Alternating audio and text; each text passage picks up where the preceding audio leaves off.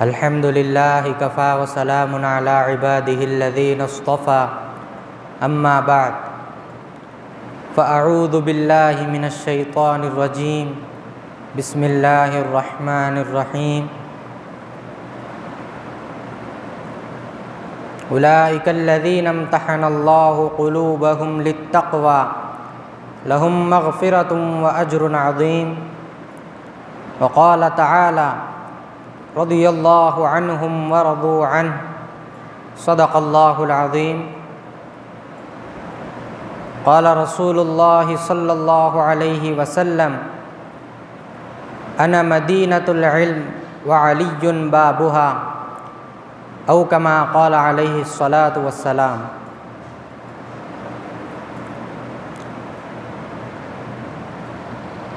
میں اس کی حمد کرتا ہوں، میں اس کے در کا منگتا ہوں کہ جس کے در پہ جا کے ہر اداسا ٹھہر جاتا ہے، جو دکھیاروں کی سنتا ہے، جو بچھڑوں کو ملاتا ہے، جو ہر منگتے کو دیتا ہے، جو ہر منگتے کا داتا ہے۔ نہیں تفریق اس کے ہاں، وہ سب کے کام آتا ہے۔ شراکت اس میں جو سمجھے ہے مشرک، لا ولد وہ ہے، حقیقت میں نہیں جس کا کوئی ہرگز ولد وہ ہے۔ مجھے جو بھی ضرورت ہو اسی کے در سے لاتا ہوں، کیونکہ خدا وہ ہے، الہ وہ ہے، احد وہ ہے، صمد وہ ہے۔ شراکت اس میں جو سمجھے ہے مشرک، لا ولد وہ ہے، حقیقت میں نہیں جس کا کوئی ہرگز ولد وہ ہے۔ پے کرے دل ربا بن کے آیا، روح ارض و سما بن کے آیا، سب رسول خدا بن کے آئے، وہ حبیب خدا بن کے آیا۔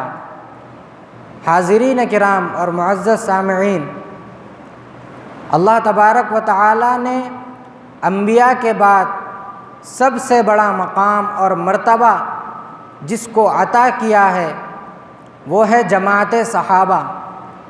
صحابہ کرام رضوان اللہ علیہم اجمعین کی جماعت اللہ نے نبیوں کے بعد، پیارے نبی صلی اللہ علیہ وسلم کے بعد ساری کائنات میں جس جماعت کو افضل بنایا ہے وہ صحابہ کی جماعت ہے۔ پھر ان میں بھی فرق مراتب ہے، ان میں بھی ایک دوسرے کے درجے اور ایک دوسرے کے مرتبوں میں تفاوت ہے، کوئی کسی سے افضل ہے، کوئی کسی سے افضل ہے، لیکن سارے صحابہ اللہ کی جانب سے اپنی رضا کا پروانہ حاصل کیے ہوئے ہیں۔ تمام صحابہ کو اللہ تبارک و تعالی نے اپنی جانب سے اپنی رضامندی کا مژدہ سنایا ہے اور سب کو معاف فرمانے کا وعدہ فرمایا۔ انہی میں سے ایک خلیفہ چہارم، شیر خدا، فاتح خیبر، داماد نبی حضرت علی المرتضیٰ کرم اللہ وجہہ ہے۔ حضرت علی رضی اللہ عنہ آپ ایسے ایک صحابی ہیں جو آپ علیہ الصلاۃ والسلام کے داماد بھی ہیں، آپ کی زیر تربیت بھی رہ چکے ہیں۔ انسان آبا و اجداد سے جو باتیں چلتی ہوئی آتی ہیں ان کو چھوڑنا گوارا نہیں کرتا، جو اس کے بڑے کرتے ہوئے آتے ہیں وہ اس کو چھوڑنے میں پس و پیش کرتا ہے۔ اسی طرح جب آپ علیہ الصلاۃ والسلام نے دعوت دی، اسلام کا پیغام دیا، تو کفار نے یہی کہا کہ کیا تم ہم کو ایسے دین کی طرف بلاتے ہو، ایسے اسلام کی طرف بلاتے ہو جو ہم کو ہمارے آبا و اجداد کے دین کو چھوڑنے کا حکم دیتا ہے۔ ہم اپنے آبا و اجداد کے حکم جو ان کے طریقے پر چلتے ہیں وہ اس کو چھوڑنے کا حکم دیتا ہے۔ تو جب آپ علیہ الصلاۃ والسلام کو نبوت عطا ہوئی، بعثت کے بعد اللہ کے نبی علیہ الصلاۃ والسلام خفیہ طور پر، پوشیدہ طور پر، چھپتے چھپاتے لوگوں میں دین کی دعوت کر رہے تھے۔ تو آپ ایک مرتبہ حضرت خدیجۃ الکبریٰ رضی اللہ عنہا کے ساتھ آپ علیہ الصلاۃ والسلام نماز ادا کر رہے تھے، تو حضرت علی بچپن ہی میں آپ کی پرورش میں آ چکے تھے، آپ کی کفالت میں حضرت علی رہتے تھے۔ تو آپ رضی اللہ عنہ نے دیکھا اور فرمایا کہ اے اللہ کے نبی، فرمایا کہ آپ کیا کر رہے ہیں؟ تو آپ علیہ الصلاۃ والسلام نے جواب دیا، ہم اس اللہ کی عبادت کر رہے ہیں جو ایک ہے اور تمام دنیا کو پیدا کرنے والا ہے۔ آپ نے توحید کی دعوت دی، تو حضرت علی المرتضیٰ کرم اللہ وجہہ نے کہا کہ آپ تو ایسی بات کر رہے ہیں جو ہم نے آج تک نہیں سنی، ہم نے اپنے آبا و اجداد سے یہ بات نہیں سنی۔ پھر وہ دوسرے دن اپنے گھر کو پہنچے، غور و فکر کیا، اللہ نے ان کے دل میں اسلام کو ڈال دیا، اللہ نے ہدایت سے مالا مال کر دیا۔ دوسرے دن آئے اور اللہ کے نبی سے پوچھا کہ آپ وہ بات مجھے سمجھائیے جو کل آپ مجھے بتا رہے تھے۔ اللہ کے نبی نے ان کو دین کی دعوت دی اور ان کو سمجھایا کہ تم اللہ کے سوا اس بات کا اقرار کرو، اس بات کی گواہی دو کہ اللہ کے سوا کوئی معبود نہیں، لات و عزیٰ کو چھوڑ دو، ان بتوں کو چھوڑ دو اور اللہ کی عبادت کرو، اور یہ مان لو، اس بات پر یقین کرو کہ میں اللہ کا آخری نبی اور رسول ہوں۔ چنانچہ آپ فوراً کلمہ پڑھ کر حلقہ بگوش اسلام ہو گئے۔ تو حضرت علی المرتضیٰ رضی اللہ عنہ یہ وہ صحابی ہیں جو بچوں میں سب سے پہلے ایمان لانے کا شرف حاصل کرنے والے ہیں۔ آپ کی عمر تقریباً 8 یا 10 سال کی تھی، آپ اسی وقت آپ علیہ الصلاۃ والسلام پر ایمان لے آئے۔ بچوں میں سب سے پہلے ایمان لانے میں آپ کا نام سر فہرست ہے، اور بڑوں میں نوجوانوں میں سب سے پہلے ایمان لانے والے حضرت ابو بکر صدیق رضی اللہ عنہ ہیں۔ خواتین میں ایمان لانے والی حضرت خدیجۃ الکبریٰ زوجہ حضرت محمد مصطفیٰ صلی اللہ علیہ وسلم ہیں۔ اور پھر اللہ کے نبی علیہ الصلاۃ والسلام کے ساتھ حضرت علی عبادت کیا کرتے تھے۔ ایک دن ان کے چچا، آپ علیہ الصلاۃ والسلام کے چچا اور حضرت علی کے والد ابو طالب نے دیکھ لیا اور پوچھا کہ تم لوگ کیا کر رہے ہو؟ تو آپ علیہ الصلاۃ والسلام نے اپنے چچا کو سمجھایا کہ ہم ایک اللہ کی عبادت کر رہے ہیں، اللہ نے مجھے آخری رسول بنا کر بھیجا ہے۔ تو حضرت ابو طالب آپ بے انتہا اپنے بھتیجے سے محبت رکھتے تھے۔ آپ نے کہا کہ میں اس اسلام کو اچھا تو سمجھتا ہوں، تم جو کام کر رہے ہو وہ بہت اچھا کام ہے، تم اس کو جاری رکھو، میں کفار کے مقابلے میں تمہاری مدد کروں گا، تمہیں نقصان پہنچنے نہیں دوں گا۔ لیکن اس دین کو قبول کرنے میں وہ پیچھے رہے۔ حضرت ابو طالب یہاں تک کہ آپ علیہ الصلاۃ والسلام اتنی زیادہ پریشان ہوتے تھے کہ اب اپنے چاچا کو ایمان کی دولت نصیب ہو، لیکن حضرت ابو طالب آپ اللہ تبارک و تعالیٰ نے ان کے مقدر میں نہیں لکھا تھا، اور وہ بغیر ایمان کی حالت میں ہی دنیا سے رخصت ہو گئے، صرف اس وجہ سے کہ وہ آبا و اجداد کے دین کو چھوڑ دوں تو لوگ کیا کہیں گے، میرے خاندان کے لوگ، میری برادری کے لوگ، میری سوسائٹی کے لوگ کیا کہیں گے۔ اور یہی معاملہ آج ہمارے رسم و رواج کا ہے۔ ابھی کچھ دن پہلے جو ہم ویڈیو وائرل ہوئی اس کو دیکھے ہیں، جہیز کی وجہ سے عائشہ نامی ایک خاتون نے خودکشی کر لی۔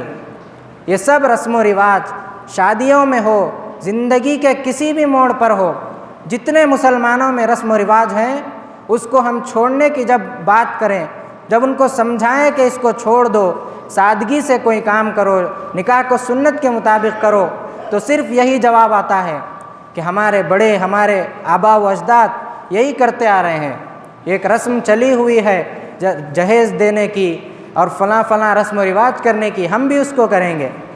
اور یہی حضرت ابو طالب بھی اپنے بھتیجے کو، آپ علیہ الصلاۃ والسلام کو کہتے تھے کہ تمہارا دین اچھا ہے، تمہارا دین مجھے سمجھ میں آتا ہے، لیکن اس کو چھوڑنے میں میرے لیے جو چیز رکاوٹ بن رہی ہے وہ ہے میرے آبا و اجداد یہی کام کرتے تھے، مجھے اس کو چھوڑنا گوارا نہیں ہو رہا، مجھے چھوڑنے پر مجھے ذلت و رسوائی ہوگی۔ تو اسی لیے ہم غور و فکر کیجئے، ہم چاہیے کہ ہم غور و فکر کریں کہ ہم رسم و رواج کے پابند بنیں یا سنت کے پابند بنیں، اللہ کے نبی علیہ السلام کے طریقے کے پابند بنیں۔ اس جہیز کی لعنت کی وجہ سے ایسی کتنی لڑکیاں ہیں، ایسی کتنی دلہنیں ہیں جو نئی نویلی دلہن ہو کر بھی جہیز کے دباؤ میں آ کر مجبوری میں اپنے آپ کو خودکشی کر لیتی ہیں۔ ان سب کے ذمہ دار آج ہمارے مسلمان معاشرے کے لوگ ہیں، آج ہمارا معاشرہ اس کا ذمہ دار ہے۔ ہم خود جو ہے جہیز کے اوپر اتنے زیادہ پابند ہو چکے ہیں کہ آج بڑی تکلیف کے ساتھ یہ کہنا پڑتا ہے، معذرت کے ساتھ یہ کہنا پڑتا ہے کہ آج مسلمان نوجوان جہیز کے لالچی ہو گئے ہیں، جہیز کے بھوکے بھیڑیے بن گئے ہیں۔ معاف کیجئے گا، لیکن آج یہی حقیقت ہے کہ جب لڑکی کو ہم نکاح کر کے لا رہے ہیں تو یہ نہیں دیکھتے کہ باپ اپنی نازوں پلی ہوئی، اپنے پیار سے پلی ہوئی لڑکی کو ہمارے حوالے کر رہا ہے، اس سے بڑی بات اور کیا ہوگی؟ لیکن ہم اس کے ساتھ میں سارا جہیز کا مطالبہ کرتے ہیں، پوری لسٹ تیار کر کے ان کو دیتے ہیں۔ اور کچھ لوگ کہتے ہیں کہ ہم نے نہیں مانگا، وہ لوگ خود دیے ہیں تو ہم لے لیے، حالانکہ اس میں بھی ان کی نیت صرف لینے کی ہوتی ہے۔ تو اسی لیے ذرا غور و فکر کیجئے، ہم خود سوچیں کہ اس جہیز کی وجہ سے ہمارے معاشرے کا کیا حال ہو گیا۔ اور پھر اس جہیز کے تعلق سے حضرت فاطمہ کی دلیل دی جاتی ہے کہ حضرت فاطمہ رضی اللہ عنہا کو اللہ کے حبیب علیہ السلام نے جہیز دیا، حالانکہ کوئی جہیز اللہ کے نبی نے نہیں دیا، صرف ہدیے کے طور پر 2-3 چیزیں دی، اور حضرت علی کی زرہ کو بیچ کر حضرت علی کی زرہ کے پیسوں سے خود ان کو مہر دلوایا۔ کہاں جہیز اللہ کے نبی نے دیا؟ اور اگر دیا بھی تو آج جس طریقے سے دیا اس طریقے پر نہیں دیا۔ اس لیے اس جہیز کو ختم کریں، حضرت علی المرتضیٰ رضی اللہ عنہ کی سیرت کو ہم اپنائیں۔ تو حضرت علی رضی اللہ عنہ بہت اللہ کے نبی کو چاہتے تھے، اور بے حد بہادر اور بے حد نڈر اور جواں مرد تھے۔ کئی جنگوں میں آپ علیہ الصلاۃ والسلام کے ساتھ تھے، سوائے غزوہ تبوک کے آپ تمام غزوات میں اللہ کے نبی کے ہمراہ تھے۔ حضرت علی المرتضیٰ رضی اللہ عنہ اتنے بہادر تھے کہ خیبر کے موقع پر اللہ کے نبی قلعوں کو فتح کرتے چلے گئے۔ ایک قلعہ ایسا بچ گیا کہ اللہ کے نبی چاہ رہے ہیں، صحابہ چاہتے ہیں کہ وہ قلعہ فتح ہو جائے، لیکن کافر اس قلعے میں مضبوط تھے اور دروازوں کو بند کر کے محفوظ ہو گئے تھے۔ تو اللہ کے نبی علیہ الصلاۃ والسلام نے فرمایا کہ کل میں جھنڈا جس کے ہاتھ میں دوں گا وہ اللہ اور اس کے رسول اس سے راضی ہوں گے۔ دوسرے دن اللہ کے نبی علیہ الصلاۃ والسلام نے حضرت علی کا نام لیا، فرمایا کہ حضرت علی کو بلایا جائے، میں ان کو جھنڈا دوں گا، میں ان کو جنگ کا علم ہاتھ میں ان کے تھماؤں گا۔ حضرت علی کی آنکھوں میں اس وقت کچھ پریشانی تھی، ان کی آنکھوں میں تکلیف تھی۔ اللہ کے نبی علیہ الصلاۃ والسلام نے اپنا لعاب مبارک نکال کر ان کی آنکھوں میں لگایا، اور ان کا درد ایسا ختم ہوا اور ان کی تکلیف ایسی دور ہوئی اور ان کی آنکھوں کی روشنی ایسی تیز ہوئی کہ اس سے پہلے کبھی نہ تھی۔ حضرت علی المرتضیٰ کی آنکھوں میں اللہ کے نبی کا لعاب مبارک جب گیا تو اس کی برکت سے آپ کی ساری تکلیف دور ہو گئی۔ اور پھر حضرت علی آگے بڑھ کر خیبر کا جو دروازہ تھا اس قلعے کے دروازے کو آپ نے ایک ہاتھ سے اٹھا کر اس کو پھینک دیا۔ بعد میں صحابہ نے اس کو اٹھانے کی کوشش کی، اس کو اندازہ لگایا تو معلوم ہوا کہ 40 لوگ اس کو مل کر اٹھا سکتے تھے، جس کو اکیلے شیر خدا حضرت علی المرتضیٰ رضی اللہ عنہ نے اپنے ایک ہاتھ سے اٹھا لیا۔ تو یہ ایمان کی قوت تھی، یہ صحابہ کے ایمان کی اور ان کے اللہ کے نبی سے محبت کی وجہ سے ان کے اندر ایسی طاقت تھی اور ایسی قوت ایمانی تھی۔ آج ہمارے اندر بھی ویسی قوت ایمانی ہونا چاہیے۔ اللہ کے نبی سے جب ہم بے انتہا ویسی محبت کریں گے، جب ہم اپنا تن من دھن اللہ کے نبی کے لیے قربان کرنے کو تیار ہوں گے تو پھر ویسی قوت ایمانی ہمارے اندر پیدا ہوگی۔ اور پھر حضرت علی رضی اللہ عنہ کو ایک شرف یہ بھی ملا ہے کہ اللہ کے نبی علیہ السلام نے اپنی پیاری چہیتی اور چوتھی بیٹی فاطمۃ الزہرا، جنت کے خاتونوں کی سردار حضرت علی المرتضیٰ کا نکاح اپنی بیٹی سے کرایا، اور آپ کو داماد نبی ہونے کا شرف حاصل ہوا۔ تو حضرت علی المرتضیٰ رضی اللہ عنہ آپ کے بے انتہا فضائل ہیں۔ اللہ کے نبی نے فرمایا انا مدینۃ العلم وعلی بابھا، میں علم کا شہر ہوں، میں ایک علم کا شہر ہوں، تو اس کا دروازہ حضرت علی ہے، اس کا دروازہ آپ علیہ الصلاۃ والسلام نے حضرت علی کو قرار دیا۔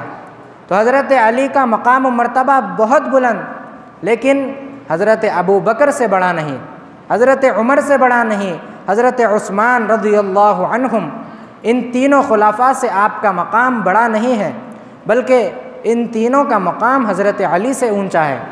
یہ اللہ نے ایک دوسرے کے مرتبے رکھے ہیں، یہ مرتبے ہم نے اپنی طرف سے نہیں بنائے، کسی نے اپنی طرف سے نہیں بنائے، بلکہ اللہ کے رسول صلی اللہ علیہ وسلم نے انہیں مرتبے بنائے ہیں۔ تو حضرت ابو بکر صدیق رضی اللہ عنہ جو پہلے خلیفہ ہوئے، آج حضرت ابو بکر پر روافظ اور شیعہ یہ آپ علیہ الصلاۃ والسلام کے نام لیوا حضرت علی کی محبت کا دعویٰ کرنے والے لیکن صحابہ سے بغض رکھتے ہیں، صرف حضرت علی کی محبت میں آ کر تمام صحابہ کو نعوذ باللہ غلط قرار دیتے ہیں، ان کو نعوذ باللہ یہاں تک کہ مرتد اور کافر قرار دیتے ہیں۔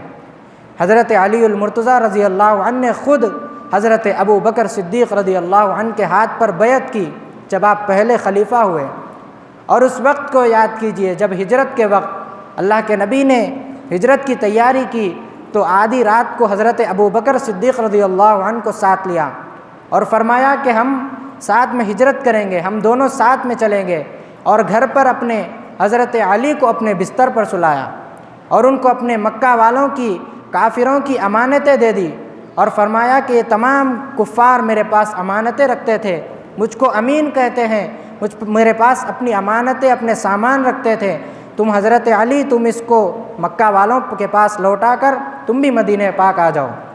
تو پھر حضرت ابو بکر صدیق رضی اللہ عنہ کو اپنے ساتھ لیا اور مکہ والوں کی کافروں کی امانتیں حضرت علی کے ہاتھ میں اللہ کے نبی نے دی۔ حضرت علی کے مضبوط ہاتھوں میں جب کفار کی امانتیں اللہ کے نبی نے دی تو اپنا مسلح اپنی خلافت کسی کمزور کے ہاتھ میں کیسے دے سکتے ہیں؟ حضرت ابو بکر کو اللہ کے نبی نے اشارہ دیا۔ آپ کے کئی اقوال سے یہ بات معلوم ہوتی ہے، یہ اشارہ ملتا ہے کہ آپ علیہ الصلاۃ والسلام اپنا جانشین اپنا پہلا خلیفہ حضرت ابو بکر کو بنانا چاہتے ہیں۔ آپ علیہ السلام کا آخری وقت چل رہا ہے، آپ وضو فرماتے ہیں پھر بے ہوش ہو جاتے ہیں، کئی مرتبہ ایسا ہوا، صحابہ کرام آپ کے انتظار میں ہیں کہ آپ علیہ الصلاۃ والسلام آئے تو آپ کی امامت میں نماز پڑھیں۔ پھر حضرت آپ علیہ الصلاۃ والسلام کو جب کچھ ہوش آیا تو آپ نے فرمایا کیا لوگوں نے نماز ادا کر لی؟ تو فرمایا کہ نہیں، آپ کے منتظر ہیں، آپ کے انتظار میں ہیں، آپ آئیں تو نماز پڑھا لیں۔ آپ نے فرمایا حضرت ابو بکر کو حکم دیا جائے کہ وہ لوگوں کی امامت کریں، وہ لوگوں کو نماز پڑھائیں۔ اس وقت حضرت ابو بکر صدیق رضی اللہ عنہ کو یہ بات بتائی گئی تو آپ دل کے نرم تھے، آپ کے اندر اتنی ہمت نہیں تھی کہ تاجدار انبیاء حضرت محمد صلی اللہ علیہ وسلم کے مصلی پر کھڑے ہوں، آپ کی جگہ پر کھڑے ہونے کی ہمت نہیں رکھتے تھے۔ تو آپ نے حضرت عمر سے فرمایا کہ آپ میری جگہ پر ٹھہر جائیے، آپ تھوڑے بہادر ہیں، آپ میری جگہ پر ٹھہر کر آپ نماز پڑھا دیجئے۔ لیکن اللہ کے نبی نے اصرار کیا اور کہا کہ حضرت ابو بکر ہی نماز پڑھائیں۔ اس سے یہ بات صاف طور پر معلوم ہوتی ہے کہ اللہ کے نبی یہی چاہتے تھے کہ پہلے خلیفہ حضرت ابو بکر ہوں، آپ اپنا جانشین اپنے مصلی کا وارث حضرت ابو بکر کو بنانا چاہتے تھے۔ اور یہ شیعہ حضرات کہتے ہیں کہ اللہ کے نبی علیہ السلام حضرت علی کو پہلا خلیفہ بنانا چاہتے تھے، حضرت ابو بکر نے نعوذ باللہ آپ سے خلافت کا حق چھین لیا، آپ کو نعوذ باللہ غاصب کہتے ہیں۔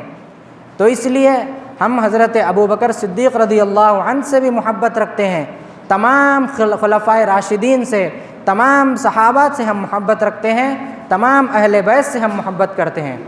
نہ ہم اہل بیت کی محبت میں آ کر صحابہ سے بغض رکھتے ہیں، نہ صحابہ کی محبت میں آ کر کسی اہل بیت کی تنقیص کرتے ہیں۔ ہم صحابہ کے بھی غلام ہیں، ہم اہل بیت کے بھی غلام ہیں، اور صحابہ حضور اقدس صلی اللہ علیہ وسلم کے در والے ہیں، آپ کے در پر حاضر رہنے والے، آپ کی خدمت میں رہنے والے ہیں، اور اہل بیت آپ علیہ السلام کے گھر والے ہیں، آپ کے گھر والے ہیں، ان کو اہل بیت کہا جاتا ہے۔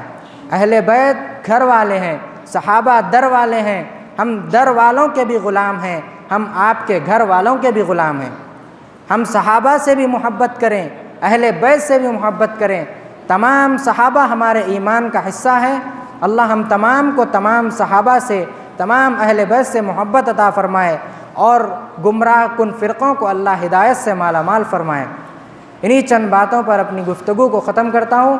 اللہ ہم تمام کو صحابہ کرام کی سیرت پر اس کو پڑھ کر، اس کو سمجھ کر، اس پر عمل کرنے کی توفیق عطا فرمائے۔ وما علینا الا البلاغ۔